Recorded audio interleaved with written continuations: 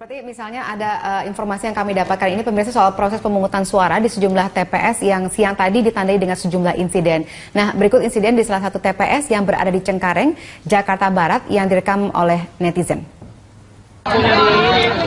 Tadi kami disuruh baris lagi, katanya milih, tapi sekarang alasannya habis waktu, karena jam 1. Gara-gara ngomong alasannya, ngomong sama kita. Tidak ada satupun yang coblos dari tadi. Wah, sengaja ini. Muka-muka kecurangan. Tolong share. Tolong kabarkan Ahok. Tadi udah oke, sekarang pulang balik nutup perkataan. Konyol. Ini juga orang ini semua. Udah bilang ini orang lagi dari jam 10. Surat suaranya yang belum dicoblos tahan. Tahan surat suaranya. Rusakan. Itu mesti lobangin itu. Itu rusakin, kita laporkan. Harus vote ulang. Lobangin. TPS 98 harus vote ulang. Tolong yang bisa lapor, tolong laporkan. TPS 89, TPS RT 7, RT 6 juga tadi kacau semua. Banyak yang dilempar kemari. Tadi waktu jam 11 dilobangin. Ya, TPS 90 juga sama. Cengkareng semua. Dicurangkan. Ya betul. Kalau mau Pak, tapi kita mau tanya solusinya. Itu kertas suara ditahan. Alasan macam-macam. Tolong di-share biar banyak yang tahu.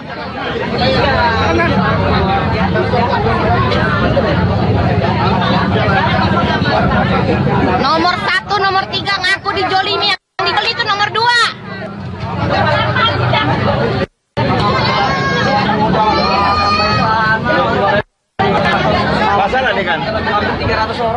Ya, pemirsa, itu adalah video yang dibuat oleh seorang netizen yang kami dapatkan pada hari ini. Antara karena menggambarkan adanya ketidakbisaan masyarakat di wilayah Cengkareng, Jakarta Barat tersebut untuk bisa memilih. Tapi mungkin itu hanya satu dari sekian banyak kasus, karena kami juga mendapatkan informasi ada beberapa daerah lain juga tidak bisa memilih. Nah, kita kembali lanjutkan dialog kita, pemirsa. Pak Jerry, kalau kita lihat itu tadi kan satu contoh ya. Apakah menurut Anda kemungkinan seperti ini bisa terjadi di banyak tempat? Bisa.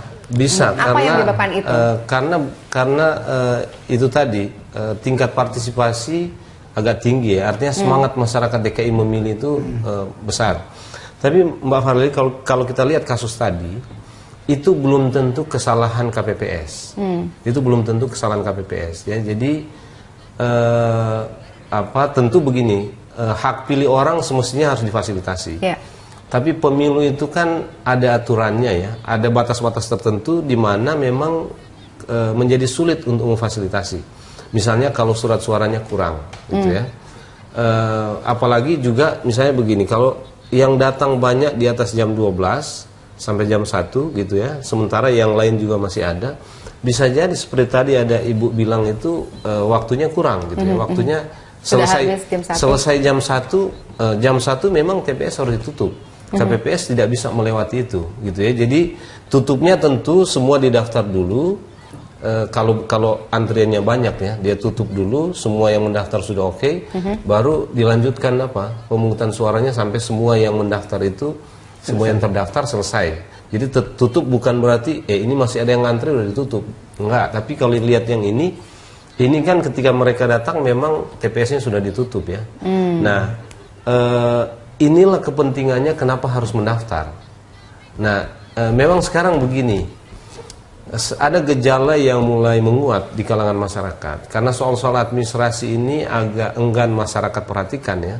Apalagi kan administrasi DPT itu terjadi jauh-jauh hari sebelum hari H. Jadi pikiran orang belum untuk pilkada sudah sedang DPT dilakukan. Jadi ada keengganan untuk memvalidasi datanya.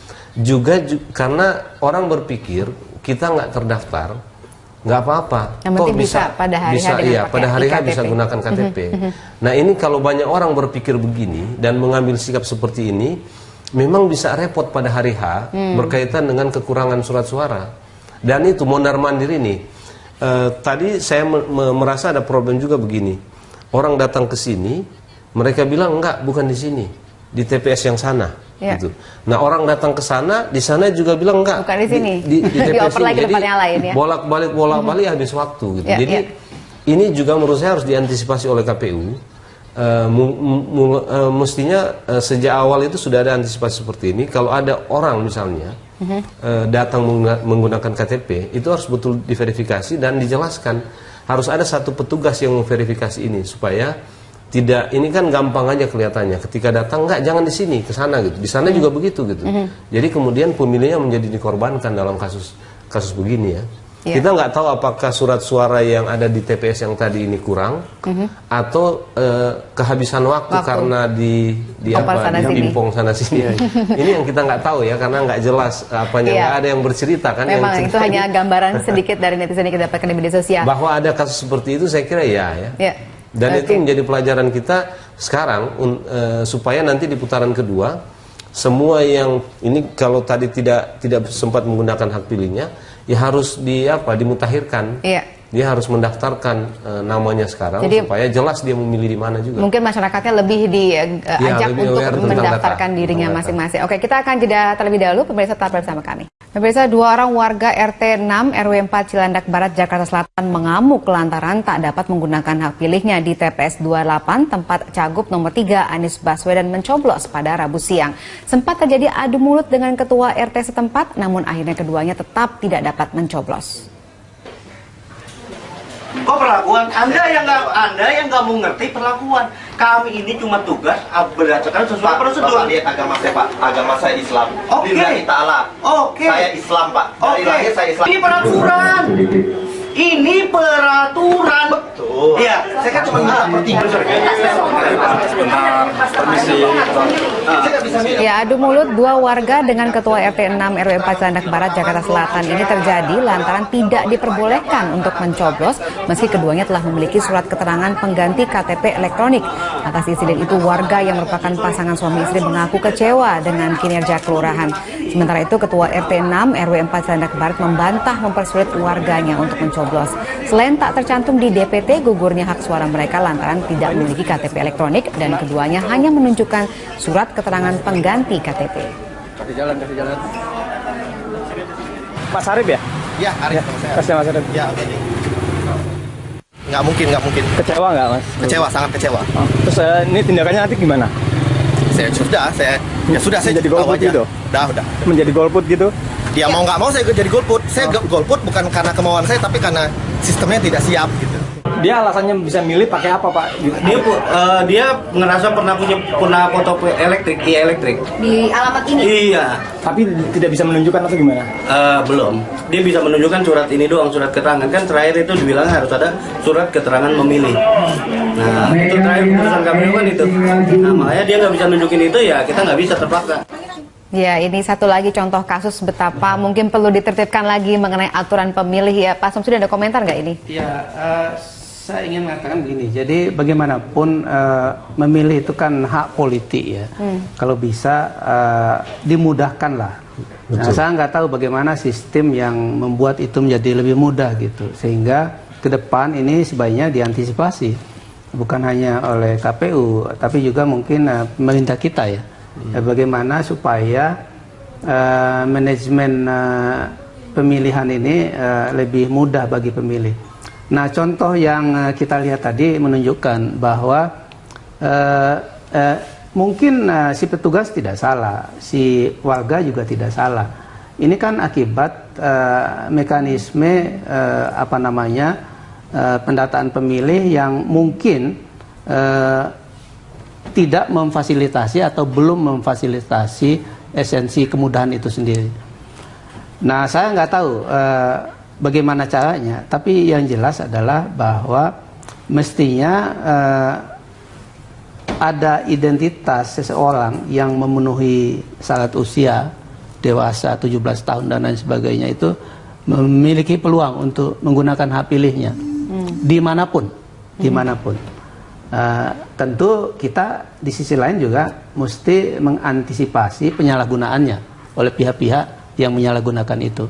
Tapi prinsipnya adalah ke depan bagaimana supaya pemilu, pilkada dan lain sebagainya ini lebih memudahkan bagi pemilih.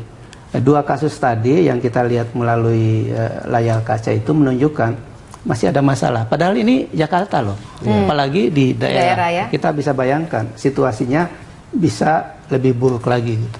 Baik, Pak Jerry, apakah kita bisa kemudian misalnya lebih merevisi misalnya aturannya sehingga akhirnya tadi lebih memudahkan ataupun malah justru lebih disiplin? Iya, saya kira kalau aturannya sudah cukup mudah. Saya nggak tahu lagi bagaimana membuat dia menjadi lebih mudah ya, karena menggunakan KTP kok bisa sekarang kan gitu. Itu sudah paling mudah sebetulnya. Tapi apa karena terlalu mudah malah mungkin akhirnya ada permasalahan seperti ini gitu? Apa menurut yang saya problemnya kalau kasus yang kedua ini problemnya di RT atau KPPS itu, dia nggak paham aturan. Dan apa ya? Dan ada problem sebenarnya di DKI ini. Ada banyak orang yang belum mendapatkan iktp karena kosong belangkonya atau apa gitu. Itu sudah sejak 6 bulan yang lalu kan. Gitu. Jadi tapi setahu saya sudah ada edaran KPU, orang bisa menggunakan hak pilihnya dengan surat keterangan dari kelurahan bahwa dia KTP-nya sedang diurus, gitu. KTP-nya sudah berakhir dan iktp-nya sedang diurus. Nah kalau lihat Bapak tadi, kelihatannya kan dia membawa surat kelurahan pengganti, surat keterangan dari kelurahan pengganti iktp-nya, tapi tidak diperkenankan memilih. Jadi menurut saya yang kasus tadi ini bukan soal sistemnya, tapi soal orangnya, Prof. Petugasnya nggak paham. Dan tadi kan Pak Marno itu mengemukakan ada satu persoalan, ada banyak petugas yang belum paham betul juga di lapangan bagaimana teknis mengakomodir pemilih seperti ini gitu ya. Jadi saya kira ini sama dengan yang C6 ya. C6 itu tidak mutlak harus dibawa. Dan kalau orang tidak punya iktp karena sedang dibuat iktp-nya, dan kita sudah tahu dari berita-berita dan sudah ada publikasi dari Kementerian Dalam Negeri juga bahwa memang sejak 6 bulan yang lalu belangko iktp itu kosong. Jadi memang orang yang mengurus iktp belum mendapatkan itu dan di kelurahan diberikan surat keterangan pengganti iktp. KPUD bisa dikatakan harus lebih giat lagi saya untuk kira, memberikan sosialisasi pemahaman kepada petugas-petugas, sosialisasi pemahaman kepada para petugas ya, dan khusus yang berkaitan dengan hak pilih tadi. Bimbingan teknis itu mesti lebih masif lagi. Iya, saya kira di situ problemnya tadi ya. Kalau lihat kasus-kasus ini dan penjelasan Pak Marno kan sudah diakui bahwa ada problem di hal-hal yang sifatnya administratif ya, khusus berkaitan dengan bagaimana mengakomodir hak pemilih gitu. Iya, nah mungkin kalau kita misalnya ada pembicaraan mengenai putaran kedua dengan waktu yang cukup panjang ini, bisakah kemudian ini bisa masalah-masalah seperti ini bisa diminimalisir atau bahkan tidak terjadi di pilkada berikutnya? Semestinya bisa. Kan lingkupnya ya kalau Jakarta ya lingkupnya kan tidak begitu luas lah, bukan Indonesia gitu. Kalau Jakarta, artinya daerahnya sudah mudah lah, daerahnya jauh lebih mudah. Ya kecuali Kepulauan Seribu ya. Mungkin DKI ini yang bermasalah cuma mobilitas penduduknya saja. Kalau dari akses kan wilayah DKI itu udah dengan mudah bisa dijangkau, tapi mobilitas pemilih ini kan gitu, orang datang tiba-tiba. Nah putaran kedua ini Mbak Valerie akan ada update data lagi, pemutakhiran data khusus berkaitan dengan pemilih pemula, gitu, atau orang yang pindah. Jadi pemilih pemula kan nanti akan ditentukan kapan waktu putaran kedua, sudah ada sebenarnya, saya lupa kapan. Jadi orang yang 17 tahun di hari itu bisa memilih meskipun hari ini dia tidak memilih.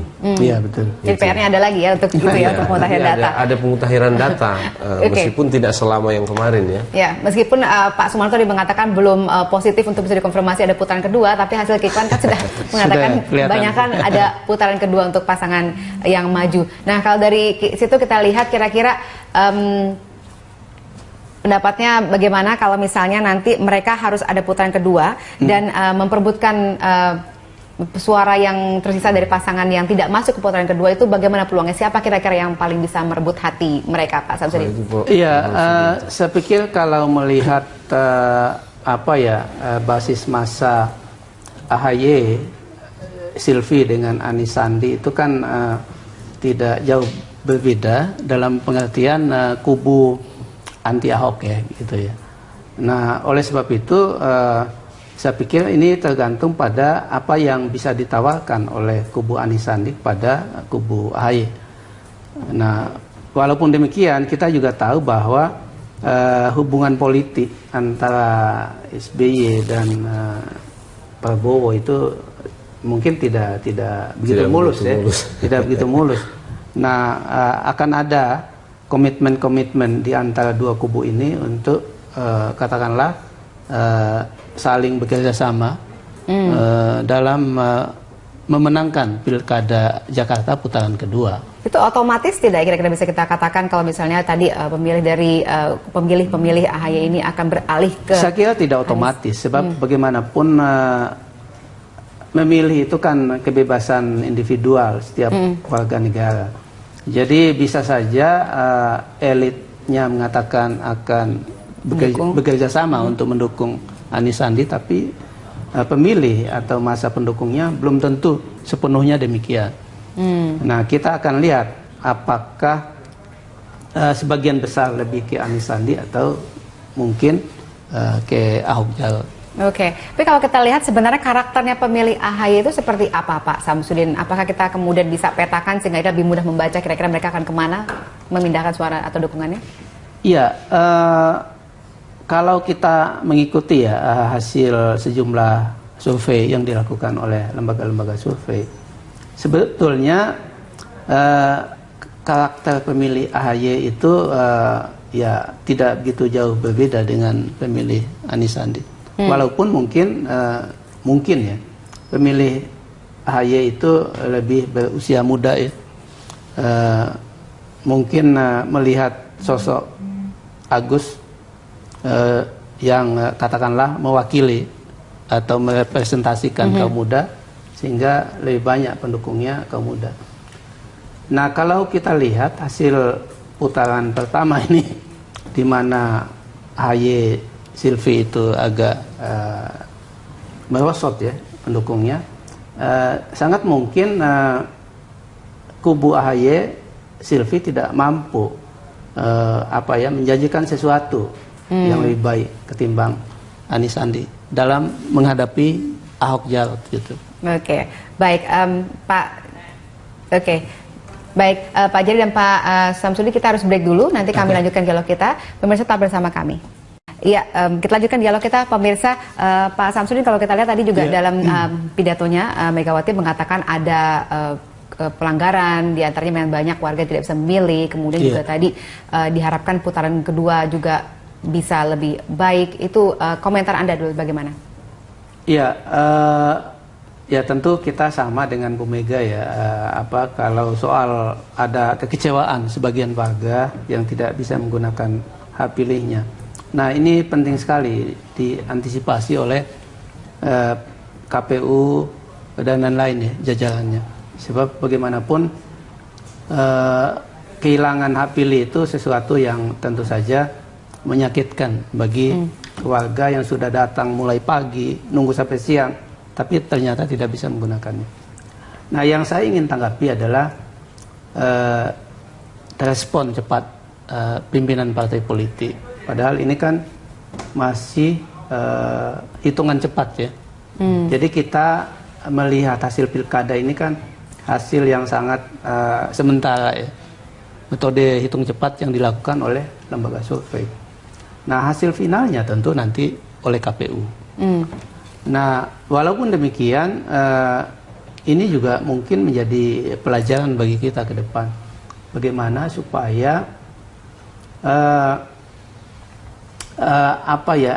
jarak antara pemilihan dengan hasil final yang dilakukan oleh KPU itu tidak terlampau jauh. Supaya apa? Supaya tidak muncul kegaduhan politik di antara jeda waktu itu. Sebab kita tahu sendiri tensi pilkada Jakarta ini masih akan tinggi menjelang putaran yang kedua. Baik. Sehingga segala sesuatunya mesti diantisipasi. Baik, Pak Jerry, silakan komentar Anda sebagai closing statement, kira-kira apa yang tadi tanggapan tadi? Saya kira kalau kita lihat banyak persoalan berkaitan dengan daftar pemilih, menurut saya KPU memang harus memberi konsentrasi lebih tinggi untuk pembenahan data pemilih ya. Apalagi memang biasanya begini, di daerah-daerah yang tensi politiknya tinggi antara satu pasangan calon dengan pasangan calon yang lain, ada kecenderungan memang masyarakatnya lebih antusias atau lebih semangat ya. Jadi saya kira ini satu catatan yang penting. Ada banyak kelemahan kalau lihat dari cerita-cerita yang beredar di media sosial sekarang tentang tentang data pemilih ya. Lalu yang